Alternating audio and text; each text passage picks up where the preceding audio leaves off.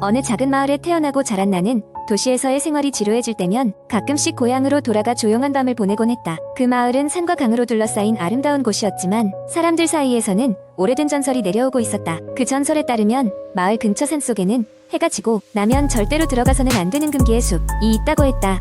할머니께서는 어릴 적부터 금기의 숲에 대한 이야기를 자주 들려주시곤 했는데 그곳에는 매년 몇 명의 사람들이 사라졌다고 했다. 사라진 사람들을 찾기 위해 수색대가 수차례 파견되었지만 아무런 흔적도 찾지 못한 채 돌아왔다고 한다. 이상하게도 한겨울에 쌓인 눈 위에는 사라진 사람들의 발자국조차 남지 않았다고 한다. 그 이야기를 들을 때마다 등골이 서늘해졌지만 나는 그것이 그저 옛날 이야기일 뿐이라고 생각했다. 그리고 몇 년 후 나는 여름휴가를 맞아 친구들과 함께 고향을 방문하기로 했다.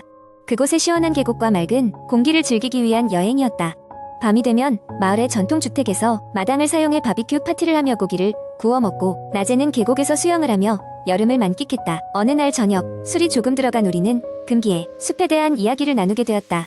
대부분의 친구들은 그런 이야기를 흥미롭게 받아들였고 몇몇은 진실을 파헤치고 싶어 했다. 결국 우리는 호기심을 이기지 못하고 다음 날 밤 금기의 숲으로 모험을 떠나기로 결정했다.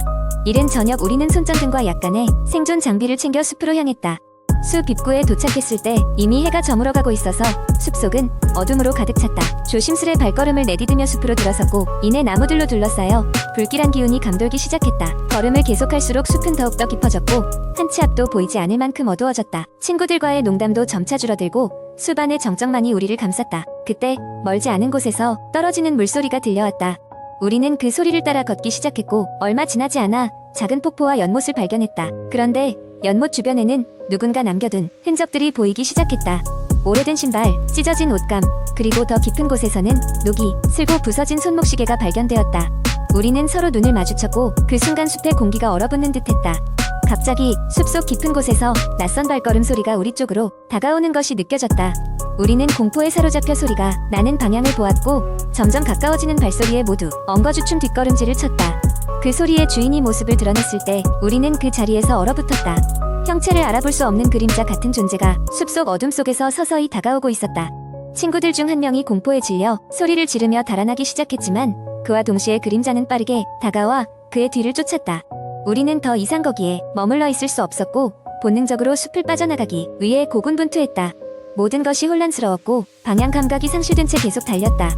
다행히도 얼마 후 우리는 숲에 출구를 발견할 수 있었고 미친 듯이 달려 마을로 돌아왔다. 그날 밤 우리는 숲에 있었던 일을 마을 사람들에게 이야기했지만 모두들 그저 전설일 뿐이라며 쉽게 믿지 않았다.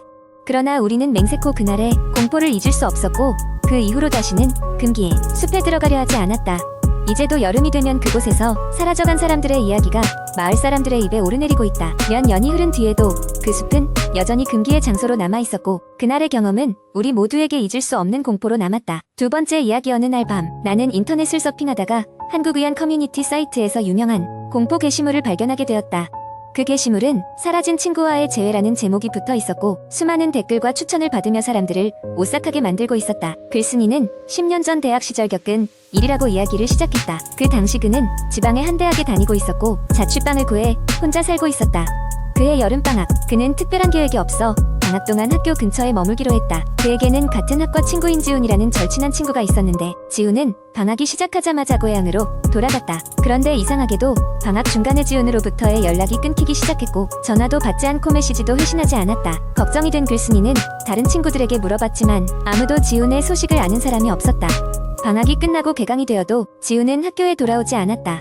친구들은 처음에는 귀찮아서 혹은 다른 사정이 있어서 일 거라고 생각하며 대수롭지 않게 여겼다. 그러나 한 달이 지나도록 지훈은 돌아오지 않았고 학교에서도 그의 행방에 대해 아는 바가 없었다. 어느 금요일 밤 글쓴이는 학교 과제를 끝내고 나서 자취방에서 나와 근처 편의점으로 걸어가고 있었다. 여름의 열기가 여전히 남아있는 밤 공기 속에서 그는 지훈을 떠올리며 혼자 중얼거렸다.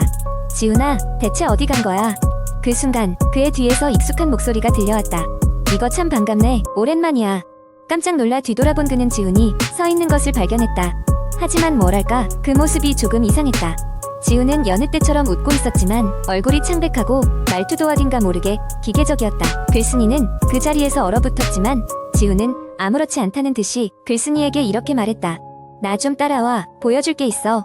그가 걷기 시작한 방향은 글쓴이의 자취방과는 반대쪽인 학교 구석에 있는 오래된 기숙사 방향이었다. 글쓴이는 이상한 느낌이 들었지만 오랜 친구인 지훈을 믿고 따라가기로 했다. 지훈을 따라 기숙사에 도착한 글쓴이는 오래된 기숙사 건물의 문이 열린 것을 보고 놀랐다. 그곳은 5년 전 강화된 규정 때문에 폐쇄된 곳이었다. 지훈은 아무렇지 않게 건물 안으로 걸어 들어갔고 글쓴이도 그 뒤를 따랐다.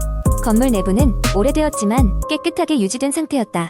지훈은 3층에 도착하자 한 방 앞에 멈춰섰다. 그리고 글쓴이에게 말했다. 여기서 잠깐만 기다려. 내가 뭔가 가져올게. 지훈이 방 안으로 들어간 후 글쓴이는 복도에 혼자 남겨졌다. 그는 주위를 둘러보다 어느새 문이 닫힌 채로 먼지에 쌓인 기숙사 복도의 모습이 어쩐지 낯설게 느껴졌다.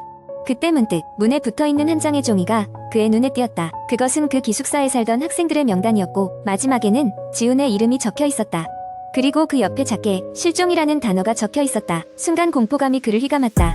지훈이 들어간 방을 향해 문을 열어보려고 했지만 문은 굳게 잠겨 있었다. 그는 황급히 핸드폰을 꺼내 불빛을 비추며 복도를 달려 도망쳤다. 밖으로 나온 뒤 그는 곧바로 자신의 자취방으로 달려갔고 계속 확인해봤지만 지훈은 연락되지 않았다. 그날 밤 글쓴이는 놀라게 된 마음을 진정시키기 위해 밤새 잠을 이루지 못했다.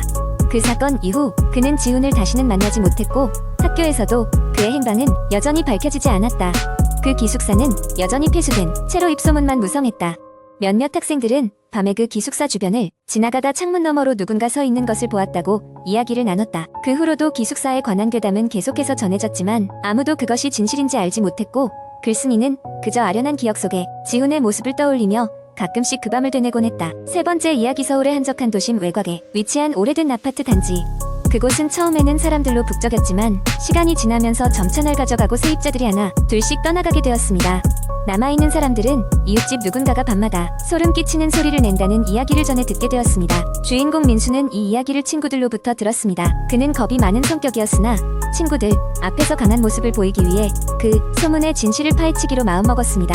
그가 살고 있는 아파트는 몇 년 전부터 사람들이 귀신이 산다고 피하는 곳으로 알려져 있었습니다. 특히 단지 내 A동 404호는 아무도 거주하지 않는 황폐한 곳으로 악명 높았습니다. 어느 날 민수는 용기를 내어 그곳을 찾아가 보기로 했습니다. 아파트 입구에 들어서자마자 그는 서늘한 기운을 느꼈습니다. 삐걱거리는 엘리베이터를 타고 4층에 도착했을 때 오래된 형광등이 깜빡이며 이상한 기분을 자아냈습니다. 민수는 손전등을 켜고 404호 문 앞에 서서 심호흡을 하며 문을 열었습니다. 방 안은 먼지와 거미줄로 가득 차 있었으며 어두운 그림자가 미묘하게 흩어져 있었습니다. 민수는 집안을 둘러보며 무언가가 자신을 지켜보고 있다는 느낌을 지울 수 없었습니다. 갑자기 어디에선가 찬 바람이 불어오며 방문이 스르륵 닫혔습니다. 놀란 민수는 온몸의 소름이 돋으며 문 쪽으로 달려갔지만 문은 이미 잠겨 있었습니다. 공포가 점점 커져가는 가운데 민수는 방 안에서 이상한 소리를 듣기 시작했습니다. 그것은 마치 누군가가 낮은 소리로 중얼거리는 것 같았습니다. 그는 두려움을 애써 무시하며 소리가 난 방향으로 손전등을 비췄습니다. 그곳에는 오래된 사진이 걸려 있었습니다. 사진 속 인물은 웃고 있었지만 그 미소에는 왠지 모를 슬픔이 느껴졌습니다. 민수는 숨을 죽이고 사진 앞에서 귓가에 웅웅거리는 소리를 들었습니다. 도와줘. 희미하지만 뚜렷한 목소리가 반복되었습니다. 그는 두려움에 휩싸였지만 차마 발걸음을 돌릴 수 없었습니다. 결국 그는 용기를 내어 사진을 떼어내고 그 뒤를 살펴보았습니다. 사진 뒤에는 누군가가 손으로 쓴 듯한 낙서들이 적혀 있었습니다. 이곳을 벗어나려면 내 소원을 들어줘. 당황한 민수는 더 이상 있을 수 없어 방을 나가려고 했습니다. 그 순간 방 안의 조명이 깜빡거리며 모든 것이 중단되었습니다. 방 안에 있던 민수는 존재하지 않는 누군가가 그의 뒤를 쫓아오는 느낌을 받았습니다. 그는 필사적으로 문을 열고 아파트 밖으로 뛰쳐나갔습니다. 그 후로 민수는 다시는 그 아파트에 가까이 가지 않았습니다. 하지만 이상하게도 그날 이후로 그의 꿈속에는 언제나 그 사진 속 인물이 나타나 말을 걸어왔습니다. 그가 말한 소원, 그리고 그 소원을 들어주지 못한 미안함 때문에 민수는 매일 밤 잠들지 못하고 침대에 누워있을 수밖에 없었습니다. 마을 사람들은 여전히 아파트에 대한 소문을 나누었지만 아무도 민수가 겪은 일을 정확히 알지 못했습니다. 그리고 시간이 흐르면서 그 아파트는 도시 재개발 계획에 따라 철거되었고 또 다른 고층 빌딩이 들어섰습니다. 그러나 민수에게는 여전히 그날의 기억이 뚜렷이 남아있었고 그는 그것이 단순한 공포 이야기가 아니라 자신이 직접 겪은 일임을 알고 있었습니다.